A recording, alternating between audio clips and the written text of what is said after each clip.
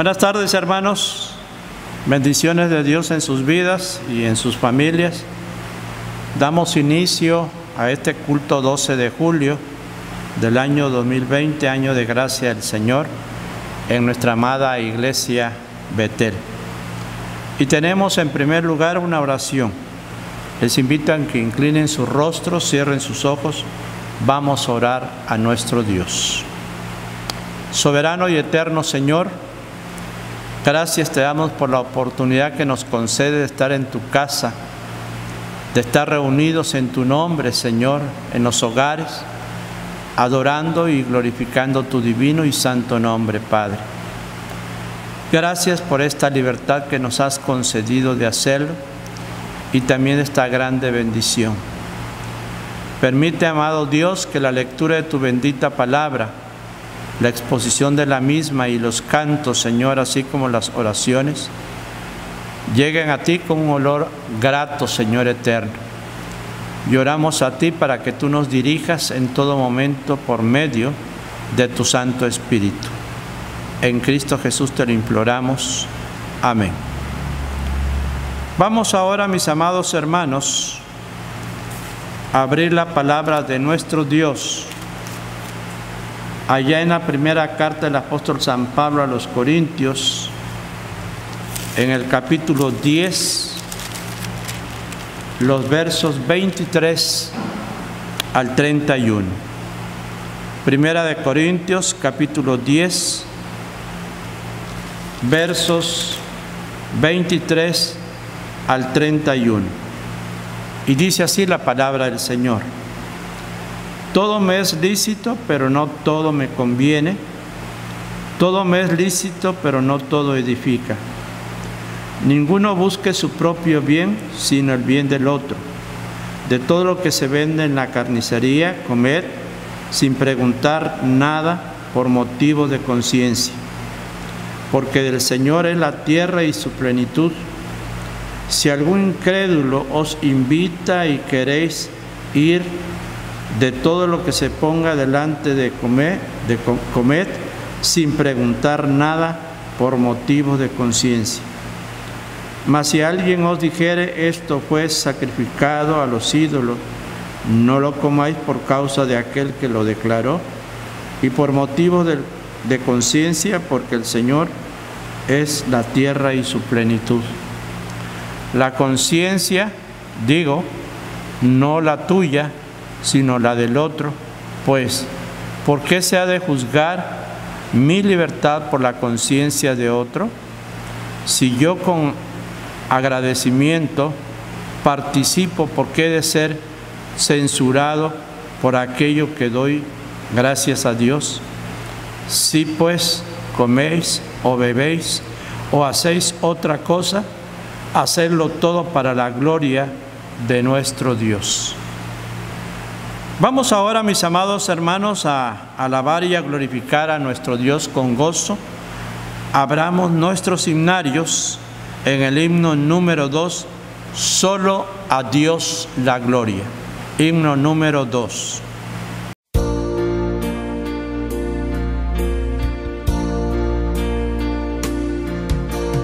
¿Cómo agradecer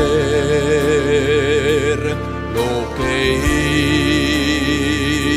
hizo el Señor por mí, que sin merecer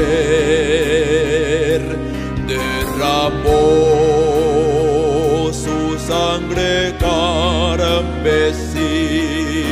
Un coro de 1.000.000 de ángeles no expresará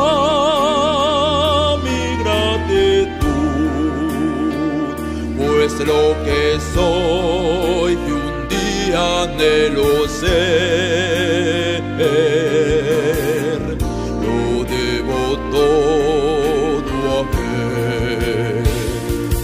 A Dios sea la gloria, a Dios sea la gloria, a Dios sea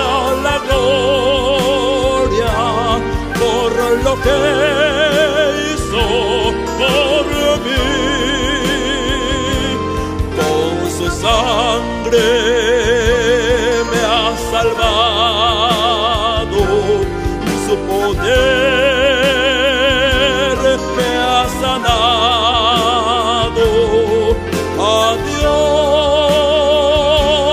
sea la gloria por lo que hizo por mí.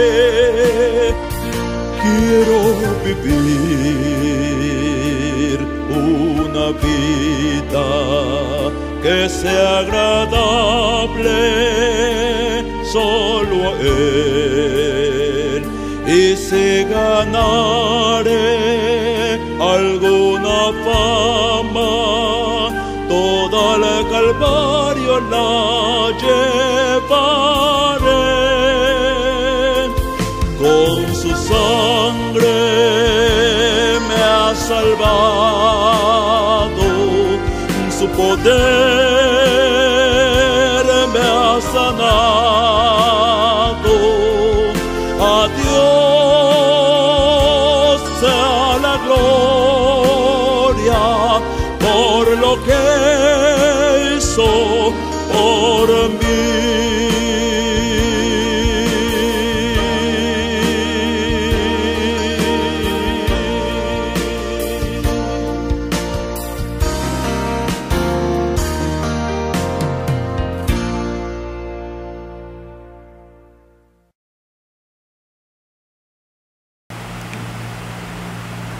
Ahora tendremos, mis amados hermanos, la lectura bíblica donde estará basado el mensaje, la palabra de nuestro Dios, que se encuentra ya en el primer evangelio según San Mateo, en el capítulo 26, los versos 30 al 35.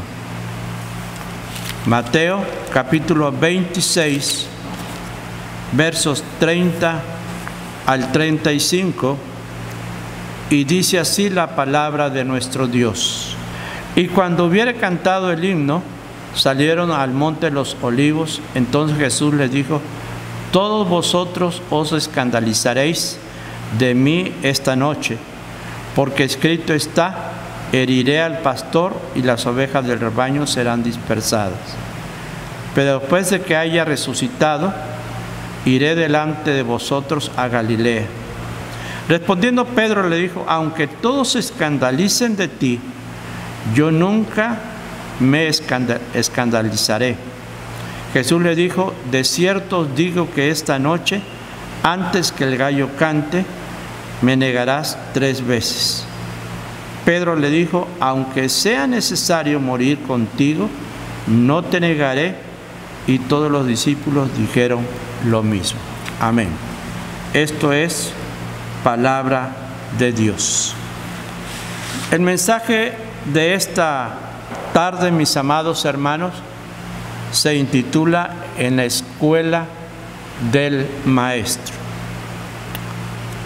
A través de este título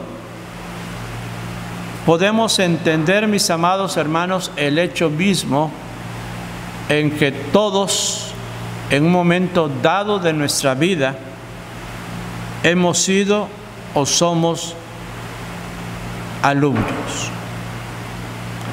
Cuando pienso en este hecho,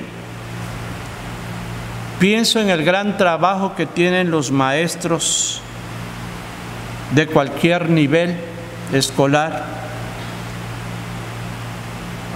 porque realmente el ser maestro es enfrentarse a estudiantes que no saben cómo han sido educados y que no saben cómo habrán de actuar precisamente en las aulas de clase.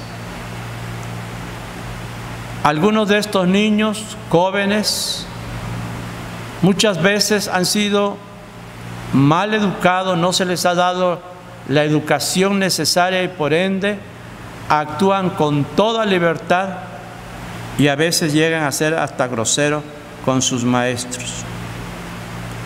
Pero sin lugar a duda, mis amados hermanos, Cuando esto sucede, los maestros o el maestro que se va a enfrentar a nuevos alumnos se pone a pensar sin lugar a duda cómo serán sus alumnos, cómo actuarán el nuevo grupo donde va a estar. Pero por otro lado, también entendemos el que los alumnos se pregunten muchas veces, ¿quién será nuestro maestro?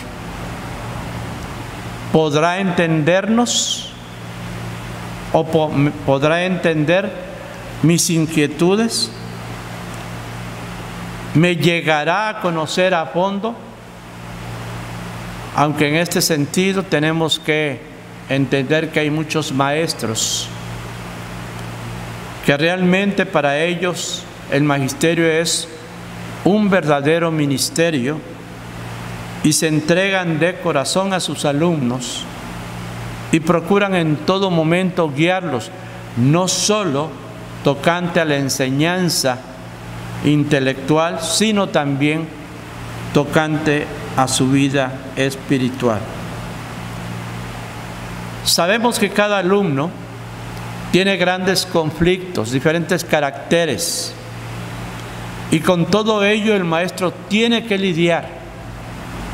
Sobre todo, tener la paciencia necesaria para poder aguantar, soportar y buscar la manera de saber guiar a sus alumnos. Y pensando precisamente en nuestros maestros seculares, tenemos forzosamente que ir a la palabra de Dios y encontrar que en ella encontramos grandes maestros, grandes personajes que en su momento tal vez no estuvieron en una aula de clase, pero a través de sus escritos nos han dejado grandes enseñanzas de la vida, y tal vez uno de ellos, básico e importante, es la vida del rey Salomón. Este personaje que en su momento escribiera el libro de Proverbios y también el libro de Cantares. Este personaje que a través del libro de Proverbios da a sus lectores grandes consejos que en todo momento deben de servir para el crecimiento y fortalecimiento de su vida espiritual. Por otro lado, tenemos en el Nuevo Testamento otro gran maestro, como es el apóstol Pablo, un hombre siempre preocupado por las necesidades de sus lectores, o en este caso de los hermanos de las diferentes iglesias que se encontraban en el Asia Menor. Un personaje que se entregó a cuerpo y alma para guiar bajo la sabiduría de Dios a sus alumnos o a sus lectores. Pero por sobre todas las cosas, el maestro que tenemos y que le hemos denominado el maestro de maestros es nuestro Señor Jesucristo. Un ser que en todo momento supo y sigue guiarnos en nuestra vida y se preocupa en gran manera por nuestro bienestar, no solo físico, moral, sino también espiritual. Y en la misma palabra de Dios encontramos ejemplos vivos de alumnos que fueran precisamente de nuestro Señor Jesucristo y que nos deben de servir de ejemplo para nuestra vida, para vernos reflejados en ellos, en su figura, y tratar de aprender de sus errores, pero también de sus aciertos. Uno de ellos es precisamente el apóstol Pedro. Si estudiamos bien la historia del apóstol Pedro, entendemos que el apóstol Pedro fue un alumno sumamente especial. Y digo especial porque no era cualquier tipo de varón. Era casado, era mayor de edad, se calcula aproximadamente que tenía alrededor de 45 años. Era un hombre acostumbrado a la vida ruda en todo momento.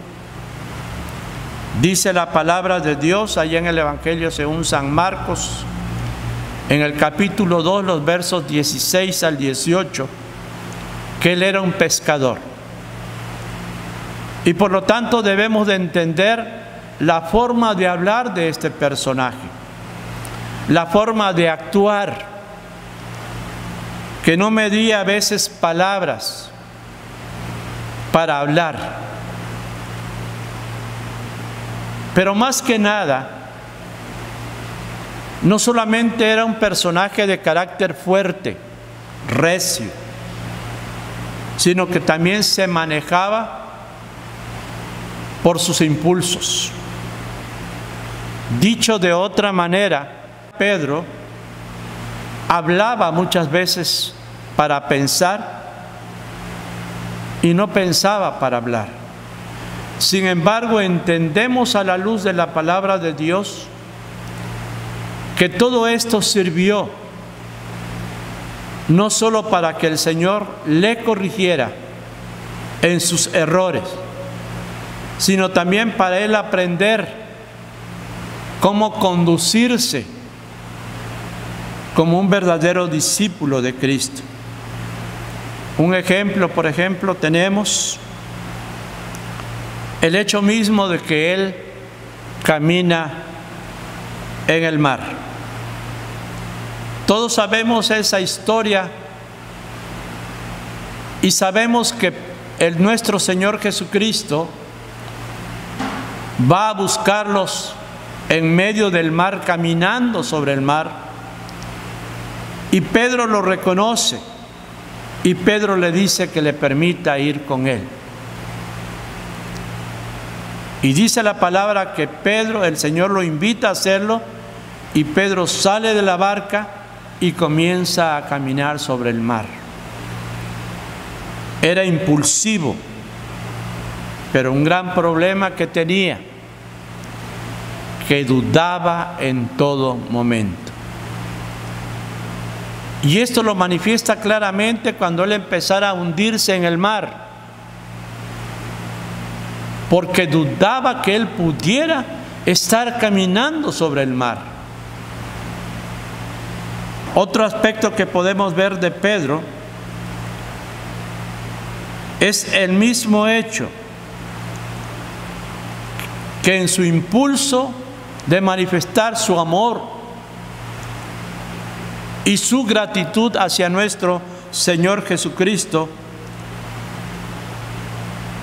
él confiesa en todo momento que quiere quedarse en el monte que le llamamos hoy en día de la transfiguración, quedarse en ese monte a vivir al lado, según él, de nuestro Señor Jesucristo. Esto lo encontramos en el Evangelio según San Mateo, en el capítulo 17, el verso número 4. Pero dentro de todos estos defectos, el apóstol Pedro tenía grandes cualidades también. Y una de ellas es que era un líder nato. Diríamos hoy en día un líder original. Un líder, sí, impetuoso. Un líder que dudaba muchas veces, pero siempre dispuesto a ir adelante de los demás. Él representaba siempre al grupo en todo. Al grado mismo que dice la palabra de Dios, que cuando nuestro Señor Jesucristo fue aprehendido, Él toma una espada y le corta la oreja a uno de los soldados. Por supuesto, nuestro Señor Jesucristo corrige este error tan grande de este personaje y le hace ver claramente que el reino de los cielos no se gana con espada ni con ejército, sino solo con la palabra de nuestro Dios. Porque Él quería en su mente finita implantar el reino de Dios con espada, con guerra. Eso era lo que Él esperaba y posiblemente el resto de los discípulos. Pero Él actúa por puro impulso. Otro defecto que podemos encontrar en la vida del apóstol Pedro es que era sumamente orgulloso. Confiaba mucho en sus propias fuerzas. Y uno de estos aspectos lo manifiesta claramente cuando nuestro Señor Jesucristo habla de que iba a ser aprehendido para ser crucificado. Y Pedro dice que en ningún momento él iba a permitir ese hecho. Estaba ahí confiando en sus propias fuerzas, que en ningún momento iba a abandonar a nuestro Señor Jesucristo. ¿Y qué hizo horas más tarde? Dice la palabra de Dios que lo negó 3 veces. Otro aspecto donde Pedro manifiesta su orgullo es precisamente en el hecho mismo, que cuando él estaba orando, dice la palabra allá en Hechos, capítulo 10, versos 11 al 12, que tuvo una visión de un lienzo que traía todo tipo de comida, de alimento. Él estaba en ayunas. Y oyó una voz que le dijo: Pedro, mata y come. Y él respondió: no, Señor, porque ninguna cosa inmunda entrará en mi boca. Ahí estaba el Pedro orgulloso actuando y no dejándose guiar por el Espíritu Santo. Y eso es lo que a menudo sucede muchas veces en nosotros. Somos personajes cristianos muchas veces que hablamos para pensar y no pensamos para hablar. Somos cristianos a veces muy orgullosos. Nos creemos muchas veces superior a otros y que solamente somos los más espirituales. Y a través de la vida del apóstol Pedro, nosotros debemos de entender que debemos de dejarnos guiar por el poder y la gracia de nuestro Dios. Otro alumno de nuestro Señor Jesucristo que nos da un ejemplo de cómo no debemos de comportarnos es precisamente Tomás. Según la historia, Tomás era un joven intelectual, un joven que había estudiado, que se había preparado, y por eso esto lo llevaba en todo momento a encontrar una razón de ser en las cosas. Él gustaba mucho de las enseñanzas de nuestro Señor Jesucristo. Amaba en gran manera a nuestro Señor Jesucristo, pero también dudaba de Él. al grado mismo que cuando los discípulos se presentan en el aposento alto y comentan el hecho mismo que nuestro Señor Jesucristo había resucitado, él no lo cree. Y dice claramente que si él no ve a nuestro Señor Jesucristo, no iba a creer. Que si él no metiera su dedo en su mano, la palma de su mano, no lo iba a creer. Que si él no metiera su mano en su costado herido, tampoco lo iba a creer. Un hombre que dudaba, a pesar de lo que había visto, de los grandes milagros de los cuales fue testigo y que obrara nuestro Señor Jesucristo. Pero algo que tenía de acierto Tomás, era precisamente el hecho mismo que en su raciocinio pensaba de manera teológica y podemos decir hasta bíblica. Lo encontramos cuando nuestro Señor Jesucristo se presenta y le dice: Señor mío, Dios mío. Y el Señor claramente le dice: eso que has declarado es a través del Espíritu Santo. Esto habla entonces, mis amados hermanos, de un personaje que se dejaba guiar por el intelecto. Y yo creo que todos nosotros hemos tenido esa experiencia de encontrarnos con personas cuando se les habla del Evangelio y no creen en la palabra de Dios. Es más, no creen que nuestro Señor Jesucristo sea el Salvador del mundo. Dudan en todo momento, a pesar de estar viendo las evidencias. ¿Y por qué no decirlo también? Muchos de nosotros como cristianos, a pesar del tiempo que podamos estar en las cosas de Dios, muchas veces dudamos del poder y de la gracia de Dios. Pero tenemos que entender, mis amados hermanos, que no debemos de dudar del Señor en ningún momento, sino más bien debemos de confiar en nuestro Dios en todo momento. En esta época en que estamos pasando o estamos viviendo esta pandemia, encontramos a menudo personas, he tenido esa experiencia personal, de personas que niegan que realmente exista un coronavirus, que esto ha sido inventado totalmente por el gobierno para tenernos sujetos y hacer de nosotros lo que quiere. Sin embargo, sabemos que no es así, porque hay evidencia misma, palpable, no a nivel nacional, sino a nivel mundial, de esta enfermedad, de esta pandemia que ha llegado al mundo entero.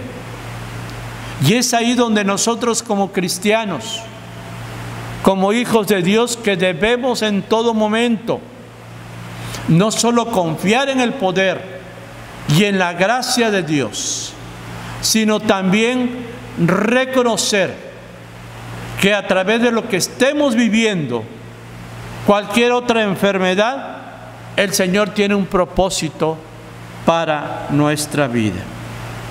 Por último, tenemos a otro discípulo de nuestro Señor Jesucristo. Me refiero a Juan, no Juan el Bautista. Un personaje que se calcula que tenía alrededor de 30 años o 35 años. Pero era un personaje ambicioso, difícil de carácter, pero también era cariñoso y observador. Pero tenía otro defecto grande: era vengativo. Y eso lo podemos encontrar claramente manifiesto allá en el segundo evangelio, en su capítulo 10, verso 35, cuando los samaritanos no quieren que nuestro Señor Jesucristo esté entre ellos. Y lo primero que hace Juan es decirle al Señor que va a sacar la espada para destruir a todas esas gentes. Este era el actuar precisamente de Juan. Y en cuanto a lo cariñoso que era, lo encontramos siempre recostado, y de hecho se reconoce a Juan siempre, se identifica en cualquier lado como ese personaje que siempre estaba recostado en el hombro de nuestro Señor Jesucristo. Él tuvo grandes experiencias en su vida como alumno, como discípulo de nuestro Señor Jesucristo. No solo vio grandes milagros, los grandes portentos que Cristo hizo en su momento y que Él fue testigo ocular de todo ello, sino que también estuvo, dice la palabra de Dios, allá en el Evangelio según San Juan, en el capítulo 20, el verso número 2, estuvo presente en la transfiguración de nuestro Señor Jesucristo. Fue sin lugar a duda una grande experiencia que este personaje tuvo en su vida como cristiano y que lo tuvo que haber marcado para siempre. Porque después encontramos a un Juan escribiendo sus 3 cartas y en todas ellas manifiesta una humildad tremenda, una sinceridad y sobre todo el gran amor que él sentía por la iglesia de Cristo. Y este es un claro ejemplo para nosotros, mis amados hermanos, que sí debemos de ser ambiciosos, pero por buscar las cosas del reino de Dios. Debemos de ser cariñosos, humildes, amorosos con nuestro Señor Jesucristo. Y este amor, manifestarlo hacia otras personas. Son 3 alumnos que tuviera en su momento nuestro Señor Jesucristo. Y que no fueron alumnos fáciles de guiar. Fueron alumnos difíciles de carácter. Sin embargo, el Señor Jesús tuvo la paciencia necesaria para saberlos guiar hacia donde Él quería. Y más adelante encontramos a estos 3 personajes haciendo grandes milagros, haciendo grandes cosas en la obra de nuestro Dios. Y eso es exactamente lo que nuestro Dios quiere de nosotros. Que a través de nuestra experiencia, a pesar que seamos del temperamento o el carácter que somos, muchas veces violentos, Él nos quiere usar dentro de su obra. Él no quiere quitarnos ese carácter fuerte, pero lo que Él quiere es guiarnos, saber modular, que nosotros nos dejemos guiar en Él a través de ese carácter, para hacer grandes cosas en la obra de nuestro Dios. Dios quiere también, mis amados hermanos, que a pesar de nuestras vivencias hoy en día, de problemas, de necesidades, de enfermedades, a veces experiencias sumamente fuertes, duras, nosotros podamos aprender en la escuela del Maestro, en la escuela de nuestro Señor Jesucristo. Y tratar de ser alumnos que se dejen guiar o que nos dejemos guiar en todo momento por la mano poderosa de nuestro Dios. Oremos. Soberano y eterno Dios, te damos las gracias, Padre, porque a través de tu bendita palabra tú nos enseñas que en todo momento nos debemos de dejar guiar por tu amor y tu gracia infinita. Que en todo momento, Señor eterno, debemos de ser alumnos, que reflejemos esa enseñanza que hemos adquirido de ti en todos los aspectos de nuestra vida. Ayúdanos a ser alumnos aplicados, alumnos obedientes, alumnos que en todo momento estemos dispuestos a hacer tu voluntad y no la nuestra. Te lo rogamos, te lo suplicamos en el precioso nombre de nuestro Señor Jesucristo. Amén.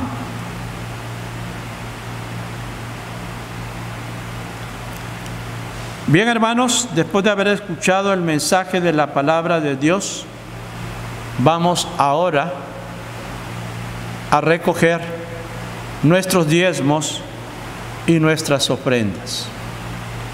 Les recuerdo que por favor allá en sus hogares guarden sus diezmos y sus ofrendas.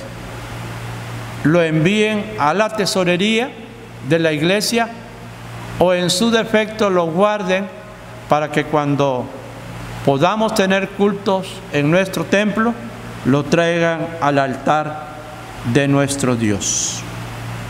Ahora vamos a entonar 2 alabanzas para honra y gloria de nuestro Dios.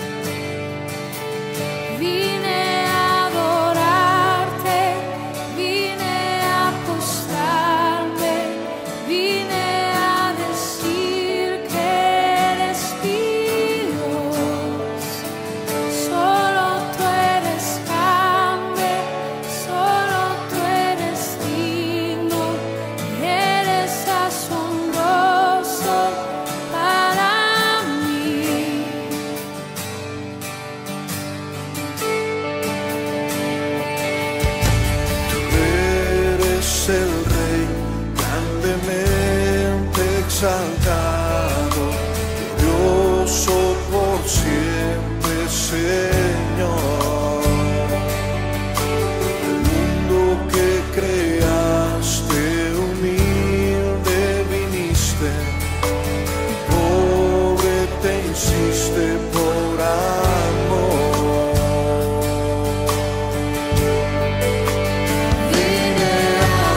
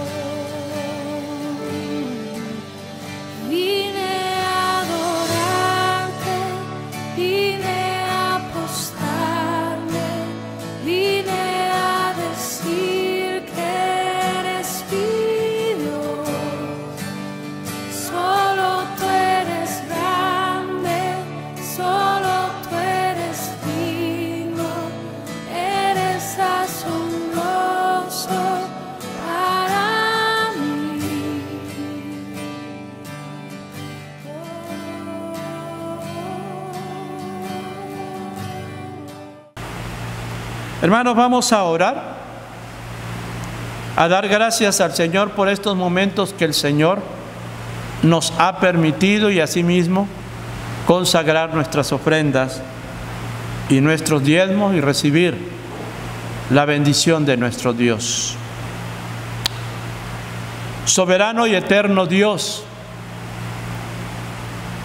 te damos las gracias, Padre, porque has permitido que tu pueblo, Señor, deposite, Padre mío, estas ofrendas y estos diezmos en el alfolí. Gracias te damos, Señor, porque de lo mucho que tú nos das, tu pueblo trae a tu altar esta ofrenda de amor y de gratitud a ti, Padre.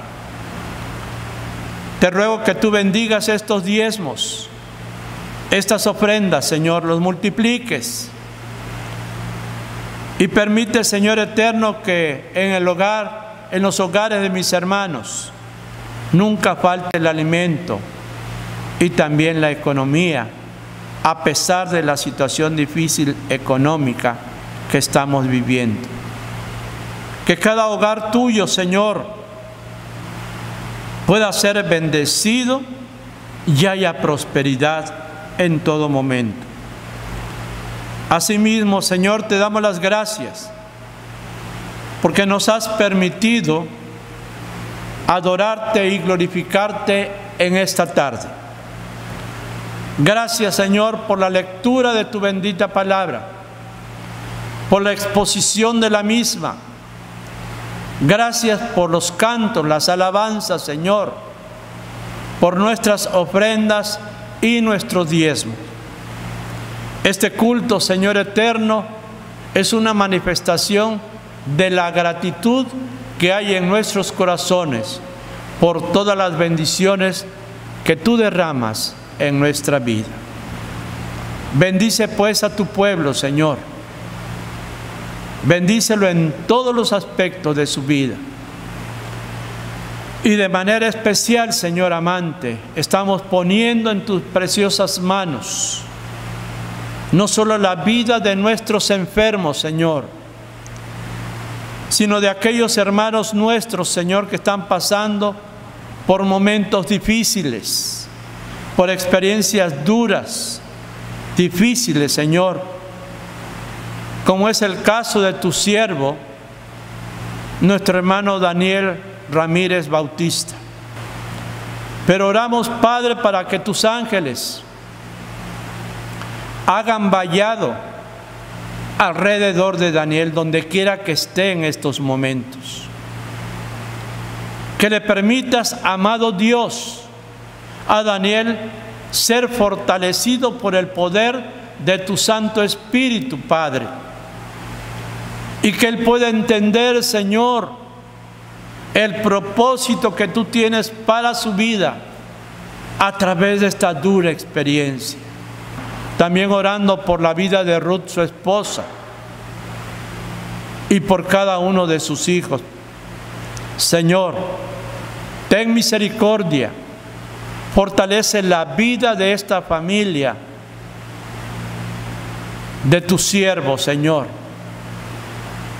Llénales de tu poder y de tu gracia infinita y permíteles, Padre, entender cuál es tu propósito para sus vidas a través de esta experiencia.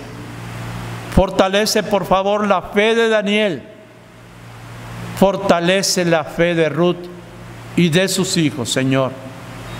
Te lo ruego y te lo suplico en el precioso nombre de nuestro Señor Jesucristo. Amén. Amado del Señor, Jehová te bendiga y te guarde. Jehová haga resplandecer su rostro sobre ti y tenga de ti misericordia. Jehová alce a ti su rostro y ponga en ti paz. Amén. Aquí estás, debemos mover, te adoraré, te adoraré. Aquí estás, obrando en mí, te adoraré, te adoraré.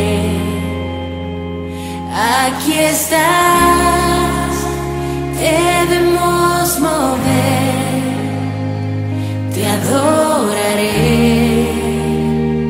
te adoraré.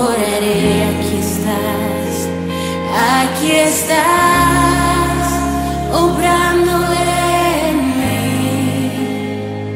te adoraré, te adoraré. Y te llamamos milagroso, abres camino, cumples promesas, luz en tinieblas, mi Dios, así eres tú.